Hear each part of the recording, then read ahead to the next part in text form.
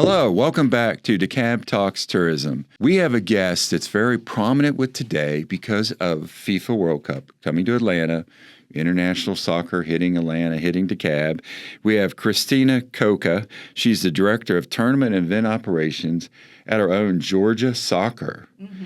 So welcome, Christine. Thanks. I'm excited to be here. Thanks for having me.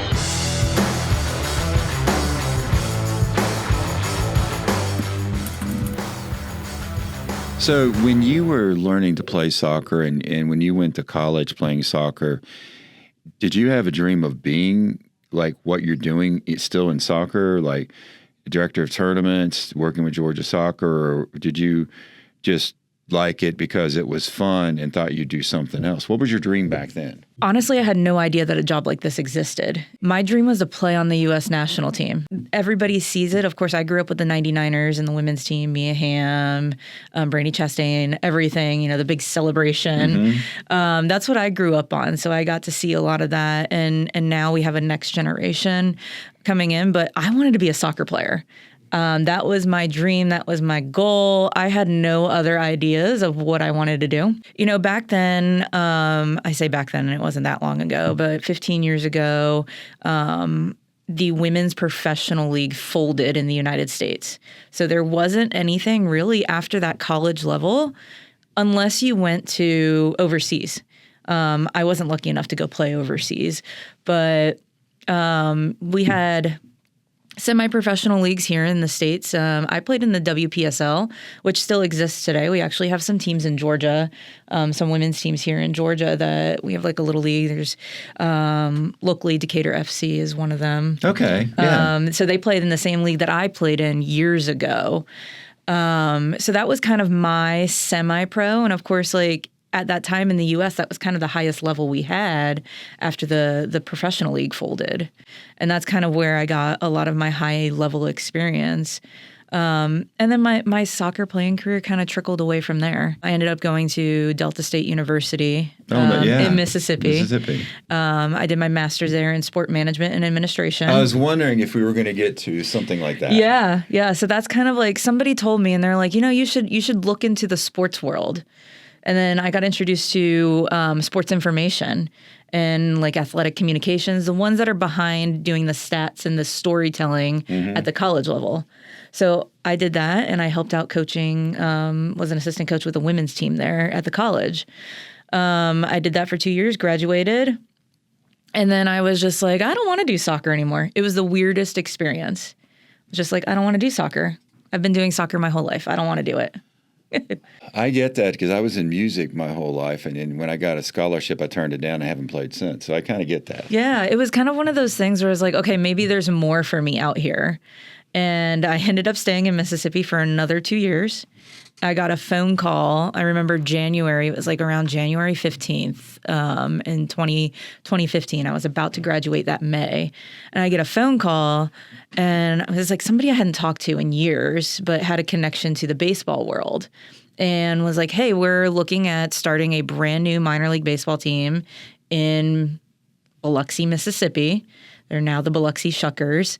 And they were like, we need somebody to come in and tell the story.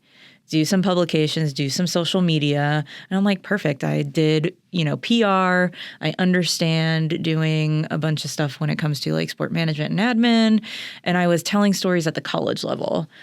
So I just jumped in on it. We did not have a stadium. We did not have a mascot. We were working out of a marine harbor. It was the craziest thing. And I just picked up everything and did it on a whim, and entry-level job, here I come. And it was a good experience. It was 2 years of that. So that's interesting. So you were down in Florida. Mm-hmm. Then you went to the Delta pancake area. Yep. How'd you like that? I mean, it was besides the school. It was a great experience. And it kind of segues into how I ended up in Atlanta. Is a different culture, right? Very much. And you have the blues, and you have everything that's going on. That's Grenada, right? Cleveland, which is right by Grenada, and then you go to Biloxi. I mean, and then you're back on the coast. So at least you're back to the water side. Back to the water. And Biloxi's got its own complete feel. Different culture. I mean, that is more of you think seafood, fishermen, Mardi Gras, casinos, all of that. And then you throw a baseball team in the middle of it. And they didn't have anything but professional hockey for the longest time. And they had, I think it was the Sea Wolves that were down there. And then that had been gone for a while. And they brought in this baseball team with the Milwaukee Brewers. And baseball is popular down in Mississippi. You had the Braves minor league team that was there. And they were well known in Hattiesburg. And then, an hour and a half, 2 hours south, you throw in Milwaukee Brewers AA team. And here you are trying to uptick a baseball team right across the street from the Beau Rivage, okay. which is one of the biggest casinos there. Yes. We started out with MGM Park, which, Beau Rivage is an MGM casino. And that was just an adventure. So tell us, what is your role with Georgia Soccer? Yeah. So Georgia Soccer, so everybody knows, is they get us a lot of confused with either UGA or Georgia State. True. With being universities and whatnot. But we are actually the governing body, the local governing body for U.S. soccer for the state of Georgia. There are actually 54 of us, of state associations that are arms of U.S. soccer, and then another organization called U.S. Youth Soccer.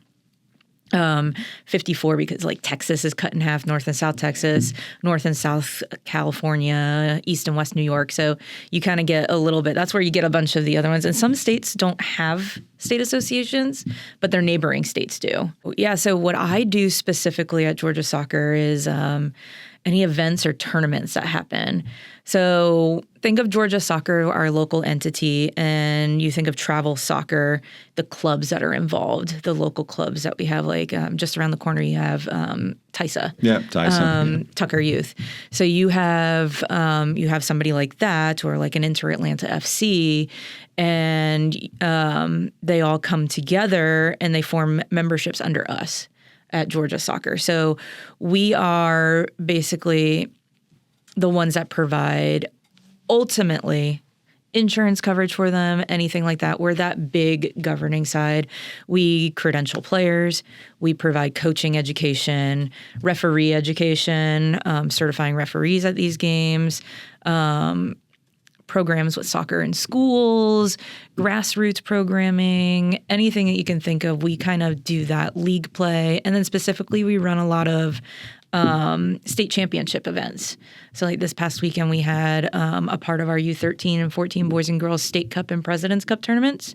Both of those tournaments go into a national postseason where if you win at the state level, you qualify either for a national championship or a regional championship. And they move on and they play our South region, or on the national side, everybody who comes together. Now, we're working on or have a big tournament through Georgia Soccer here in Dekalb.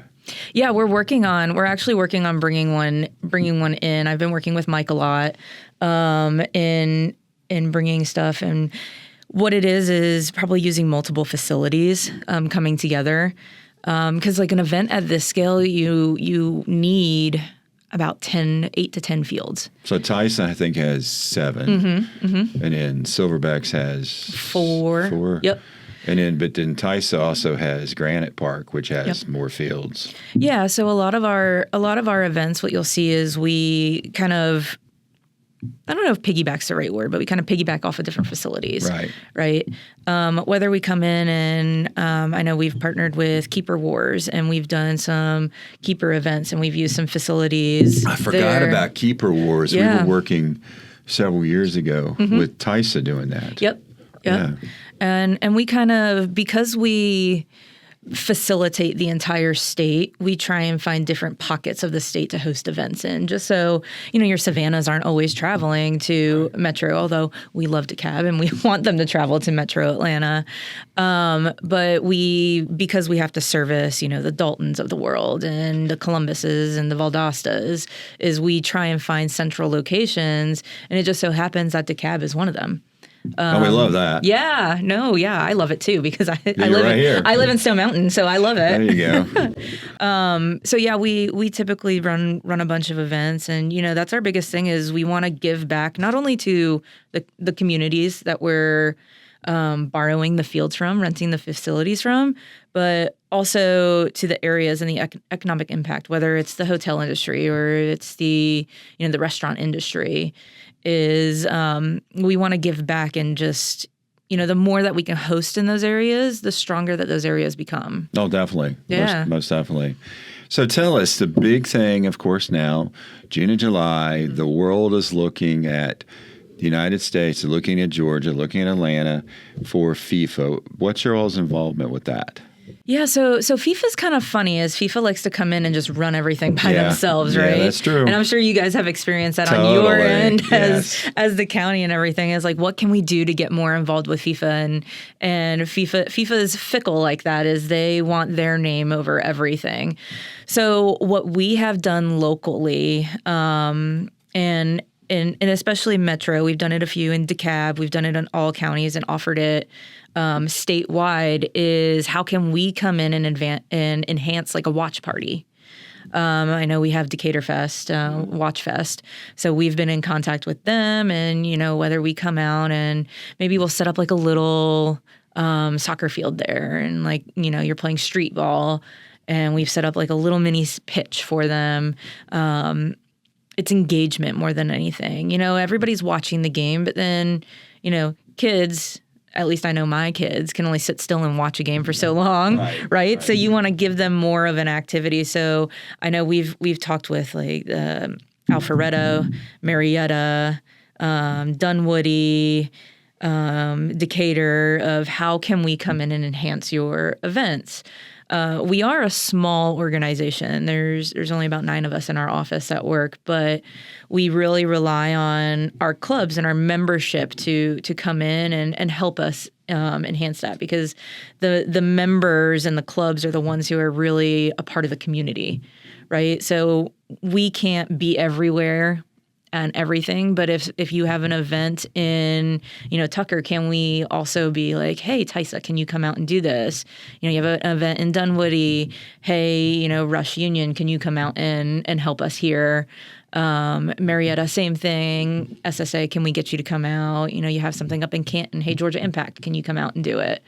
That's kind of what our role is to make sure that not only is June and July the world of soccer, the spotlight's going to be there, but what happens after the World Cup leaves?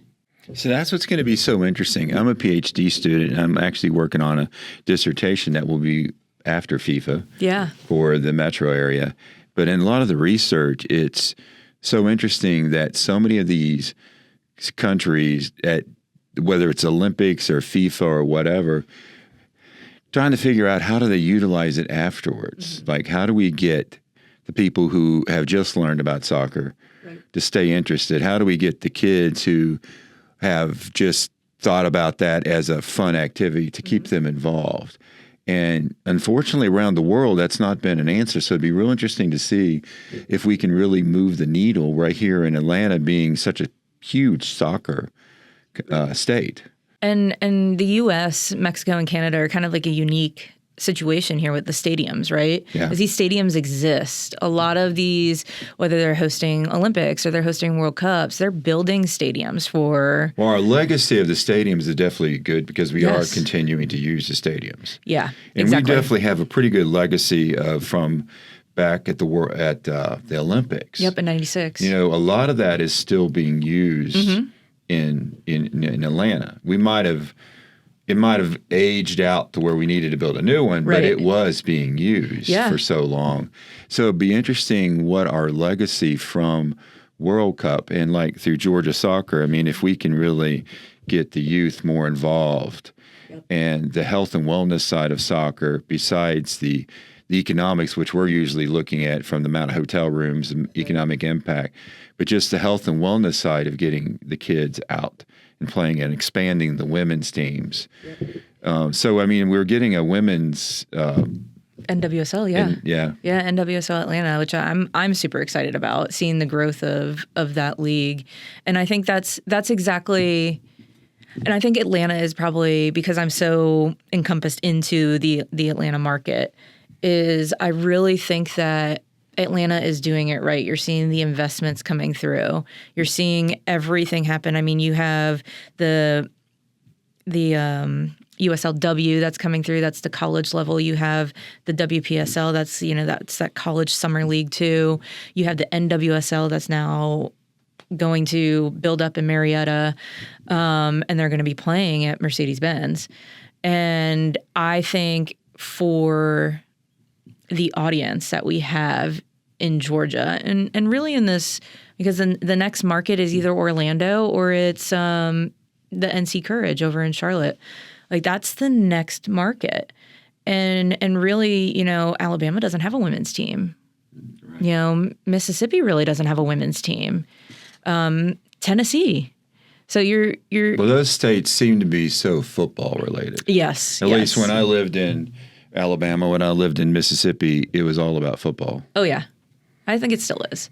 So here, with it being so soccer related, I mean, we even took advantage of it because we created a movie called Beyond Unstoppable, which has its world premiere this Sunday, the Atlanta Film Festival. But it's about refugee soccer in Dekalb, which Atlanta. is huge. So we're excited about all the different aspects of soccer. It would have been nice if we could have been more involved with FIFA, but I get FIFA it's a international organization. So what's your what is your goals for your position going forward? We talked about some of the tournaments you're starting to put on. You would like to see more involvement after FIFA. So what's some of your key things you want to try to pursue? Yeah, so I think our biggest thing is it's going to be exposure of soccer, right? You think about when the Women's World Cup was here in '99, the exposure of soccer grew so much, not just for women, but also for men as well. Now we're hoping, and I think we're going to have another explosion like that again. So now everybody's going to need programming. Can we introduce, or can we challenge ourselves and our members to be more present into the community? So giving them the tool bags of maybe doing after school programs. So can we be more present in the community for our clubs and giving them the resources that they need to be able to grow themselves? If our clubs are growing, Georgia soccer is growing. And, we have a saying it's not really Georgia soccer, it's soccer in Georgia. They don't really belong to anybody, but it belongs to everyone, right? So soccer in Georgia is going to be huge. And if we can be that local arm, especially with challenging our colleagues now, U.S. Soccer, who's coming here, can we challenge them more to be more present as well? And not just in Georgia, but then ultimately, if we can do it here, can we put it out for the rest of the United States? Right? Be the trendsetter. Yeah, exactly. Be the trendsetter, be the guinea pig, right? If we can go and say, hey, U.S. Soccer, use us for what you need to help grow the game. We're the local entity. Let's do it. And then let's, scale it on a larger level. So tell us, I've got down here where my producer wanted to make sure I ask about insiders chapters. Yeah. So U.S. Soccer has always had their insiders like fan club where you used to just get notifications, pre-sales of tickets, but there's never been something that has been kind of like have come to life where there's a gathering, right? When you talk about maybe fan clubs or anything, you always have the AO, the American Outlaws, and then like Atlanta United, you have the Gulch and whatnot as their like fan club. So what U.S. Soccer has done is in the 12 cities that are hosting FIFA matches this summer has launched what they call local chapters of these fan clubs kind of thing. And our local chapter is Atlanta Insiders. And they have U.S. Soccer has come to Georgia Soccer and said, hey, since you can, we don't want it just to be Atlanta. We want it to be the area, right? Can you guys run this chapter for us? Running it means, can we do watch parties? Can we go, 2 different locations throughout the state. And while the U.S. team is playing, can we have official watch parties where they bring in the cameras, they do all that crazy stuff. The women were playing Japan a few weeks ago, and we hosted one. And we had about 150 people show up. Wow. We were giving away things. It was really fun. It was a good atmosphere. And we're looking to host one when the men play Germany. So you've been living in DeKalb for a while, living in Atlanta, Georgia. I like to ask this question. If you have friends coming in or family coming in and you had to pick 2 or 3 must-see places in DeKalb, whether it's restaurants or attractions or anything, what would you plan for your family to do? Buford Highway. Have to go to Buford Highway. The eats there, is next to, I mean, gosh, you can't go wrong with Buford Highway. I'm partial because I live near Stone Mountain Park. You just gotta go experience it, experience the trails, experience, the park. Dino Fest right now. Yeah. It's a favorite. Cherokee Rose. Yeah, that's pretty new. And then they just opened up. I think the same owners just opened up Live Oak Tap. Live Oak Tap. Yes. Yep. Right, a few doors down from them. That's like living in Stone Mountain. Stone Mountain has really transitioned. Yes. And the new mayor there, he is amazing. He's very tourism oriented. Hospitality oriented, artsy. Yeah. Loves bringing art scene. The Stone Mountain has an art scene, but wants to bring an even bigger art scene. And there's so much that you can do in that little village area. And, I drive through it daily on the way to work. I come home through it daily. You just have to experience. If you could find like the little downtown Tucker areas, you find the little downtown like Dorville, you go and you find these little like gems, and you can't go, honestly, you cannot go wrong with any eats in DeKalb County. That's true. That's true. You cannot. Any of these like little things that you find, these mom and pop shops or ones that have been around for a while, I have not found something that I do not like. Well, Cristina, I want to tell you I have enjoyed you being on the show. Yeah. Bring a wealth of excitement and knowledge and just the growth of soccer we're looking forward to seeing through you all. So I appreciate you being on the show, and we'll have you back again. Yeah, you let me know. I love it. And then, you know what? This partnership is great. I love it. Everything that we can do and bring to DeKalb. But remember, sights and eats. Sights and eats. So remember that. Sights, eats, and soccer. Eats. DeKalb eats, DeKalb soccer, DeKalb brewing. Anything else I can come up with. Thanks for joining our show. Make sure you check out the next one. Have a great day.